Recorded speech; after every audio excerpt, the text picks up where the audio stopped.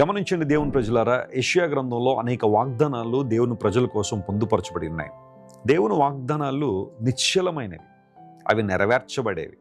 దేవుడిచ్చిన ఏ వాగ్దానం కూడా తప్పిపోలేదు. ఆయన తన ప్రవక్తల ద్వారా, అపోస్తుల ద్వారా మాట్లాడిన ప్రతి మాట చరిత్రలో నెరవేరుతూనే ఉంది. నెరవేరబోతున్నాయి కూడా కొన్ని ఉన్నాయి. దేవుని వాగ్దానాలు మన జీవితానికి గొప్ప ధైర్యాన్ని ఇస్తాయి, బలాన్ని ఇస్తాయి. చూడండి, ఎవరైనా మనకు బాగా కావాల్సిన వాళ్ళకి వాగ్దానం చేశారనుకోండి, మన కష్టంలో, మన శ్రమంలో ఆ వాగ్దానాన్ని జ్ఞాపకం చేసుకుంటాం. కానీ దేవుడు వాగ్దానం ఎలాంటిదంటే, మనుషులైనా కొన్నిసార్లు వాగ్దానాలు తప్పిపోతారు, కానీ దేవుడు తప్పిపోయేవాడు కాదు.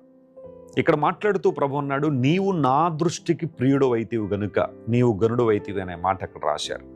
నిజమైన ఘనత ఎక్కడుంది? నిజమైన గౌరవం ఎక్కడుంది? నిజమైన ప్రతిష్ట ఎక్కడుంది? గమనించాలా. నీవు నా దృష్టికి ప్రియుడవైతివి అని దేవుడు మాట్లాడాడు. నిజమే. క్రైస్తవ జీవితం యొక్క లక్షణం ఏంటి అంటే, దేవుని దృష్టిలో మనం ఎలా ఉన్నాం. మనుషుల దృష్టిలో బాగానే ఉన్నట్టు కనబడతాం, కానీ దేవుని దృష్టిలో మన పరిస్థితులు ఎలా ఉన్నాయి, మన జీవితం ఎలా ఉంది. కారణం ఏంటంటే, మనుషులు మన పైరూపాన్ని చూస్తారేమో కానీ దేవుడు మన అంతరంగాన్ని చూసే దేవుడు. లోపల మనం ఎలా ఆలోచన చేస్తున్నామో, మన ఆలోచన విధానాలు ఏంటి, మన జీవితం ఏంటి అంతా కూడా దేవుడు గమనిస్తున్నాడు. కాబట్టి అక్కడ మనం సరిగా ఉండగలిగితే ఆయన నుండి దేవుడు నిజమైన ఘనతను, గౌరవాన్ని దేవుడు మనకిస్తాడు.